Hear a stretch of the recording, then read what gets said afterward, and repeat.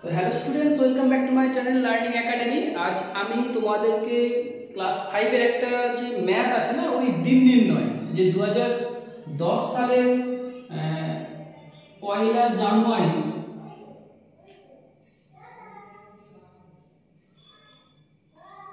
সোমবার, তাহলে 2011 সালের 1 জানুয়ারি ড্যাশ বার, এরকম অঙ্ক আছে না। এই অঙ্কগুলো কিন্তু তোমাদের জন্য খুবই ইম্পর্টেন্ট।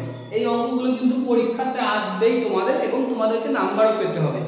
তো এই নাম্বারটা কি করে পাবে, একদম সহজ একটা ট্রিক্স দেখাচ্ছি। দেখো, তুমি দেখতে পাচ্ছ এই যে অঙ্কটা দেয়া আছে, ফার্স্ট অঙ্কটা, এখানে কিন্তু যে 1 জানুয়ারি 2010 সালের 1 জানুয়ারি আর 2011 সালের 1 জানুয়ারি, মানে কি মাসটা কিন্তু ঠিক আছে, শুধুমাত্র কিটা চেঞ্জ হয়েছে, বছরটা চেঞ্জ হয়েছে। দেখো 2010 সাল থেকে 11 সাল, তাহলে কত বছর চেঞ্জ হলো?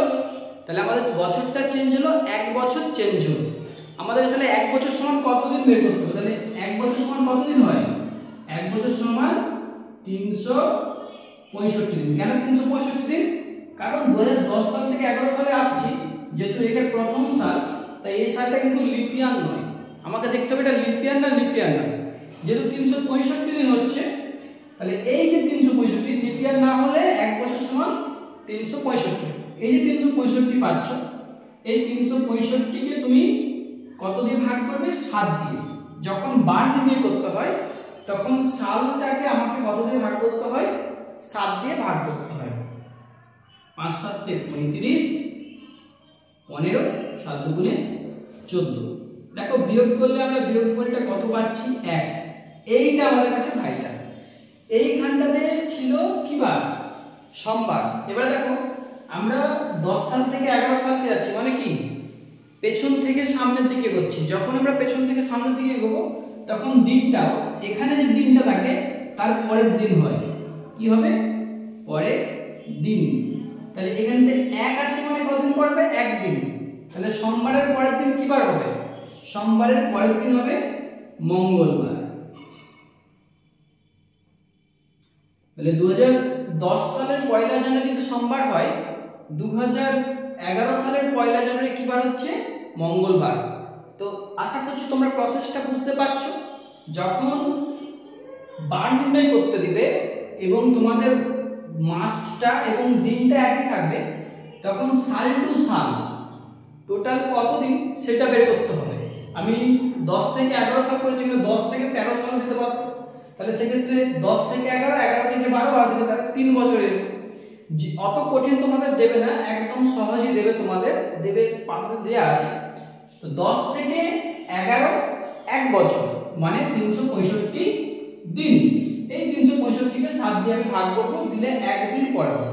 এটা কিন্তু উল্টাটাও পড়ে, কেমনটা দেখে নাও। এবং তখন তোমরা কি করবে? আবার তোমাদেরকে দ্বিতীয় কোশ্চেন আমি লিখাচ্ছি, এইখানটাতে লিখছি 2011 সালের 1 জানুয়ারি মঙ্গলবার। তাহলে 2010 সালের 1 জানুয়ারি ড্যাশ বার। ব্যাপারটা বুঝো, এটা পরের বছরের দিন বের করতে দিয়েছিল, আমাকে এটা কি বলেছে? আগের বছরের দিন বের করতে হবে। পুরো ফর্মুলা কিন্তু একই, আমার তো এখানে মাসটা একই আছে, শুধু বছরটা বদলাচ্ছে। ক বছর বদলাচ্ছে? 1 বছর পেছনে যাব আমি। 11 সাল দেয়া আছে, আমাকে 10 সালের তো তোমাকে পেছনে যেতে হবে। তাহলে 1 বছর পেছনে যাবো, মানে কত? 365। তাহলে 365 কে আমাকে 7 দিয়ে ভাগ করতে হবে। এইটাতে যদি আমাকে সালটা পেছনে দেয়, তাহলে দিনটাও আমাকে কি করতে হবে?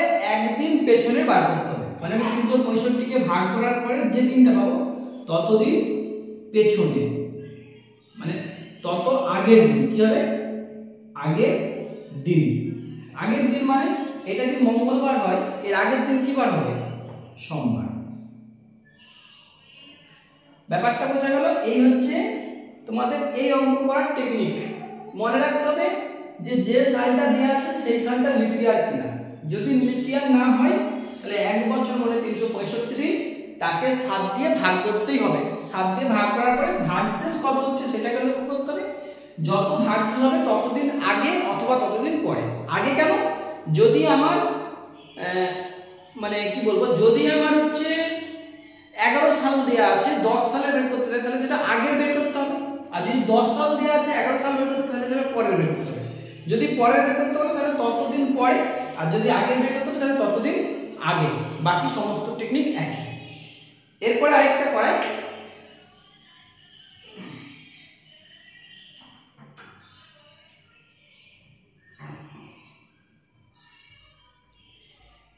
এরপরে দেখো এটা যদি লিপিয়ার না হয় তখন এটা হচ্ছে, যদি লিপিয়ার হতো তাহলে কি হতো, আমরা যদি লিপিয়ার হয় সেটাতেও করবো। এখানটাতে আমি কিন্তু বেশি কিছু মুছবো না, শুধু কয়েকটা জায়গা মুছে দিচ্ছি, সেইটা সালটা শুধু মুছবো আমি।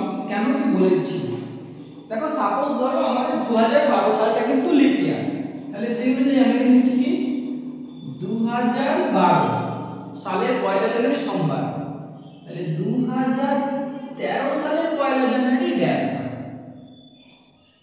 এটা আগের সাল আর এটা পরের সাল, মানে আমাকে পেছন থেকে সামনের দিকে বের করতে বলেছে।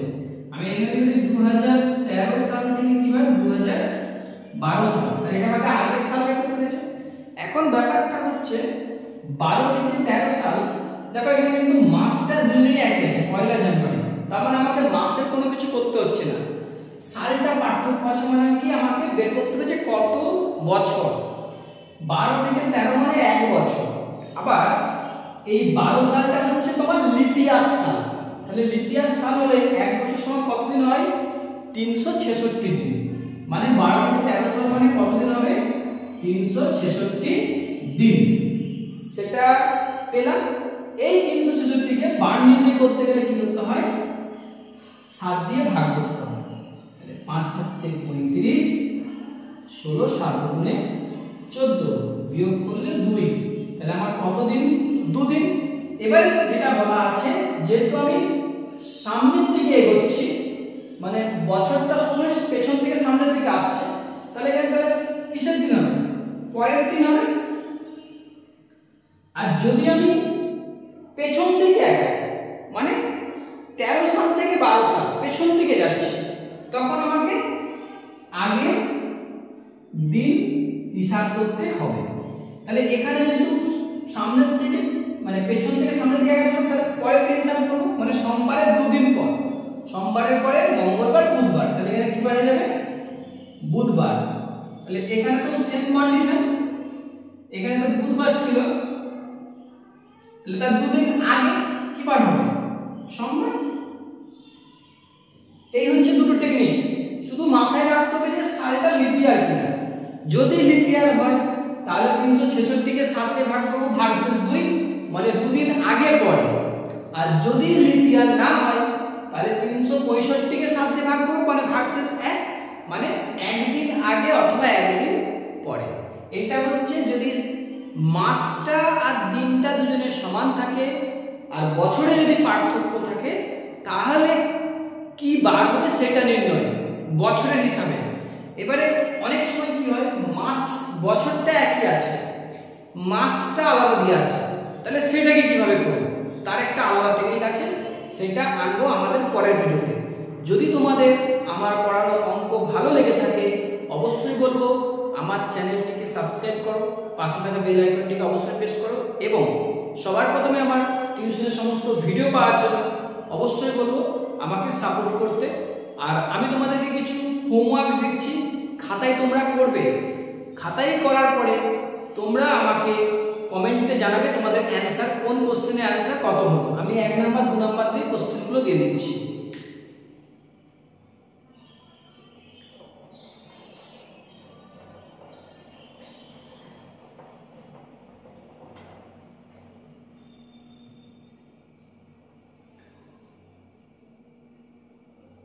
দু 2012 সালের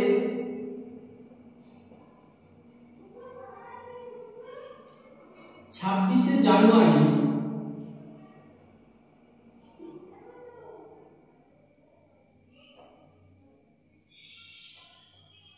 সোমবার 2013 সালে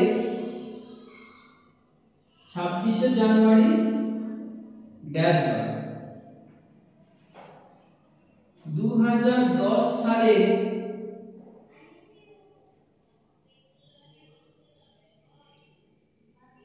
26শে জানুয়ারি শুক্রবার। 2011 সালে 26শে জানুয়ারি ড্যাশ বার।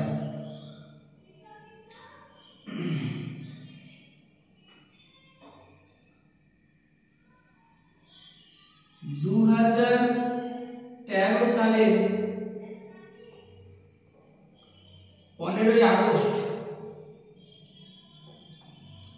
রবিবার।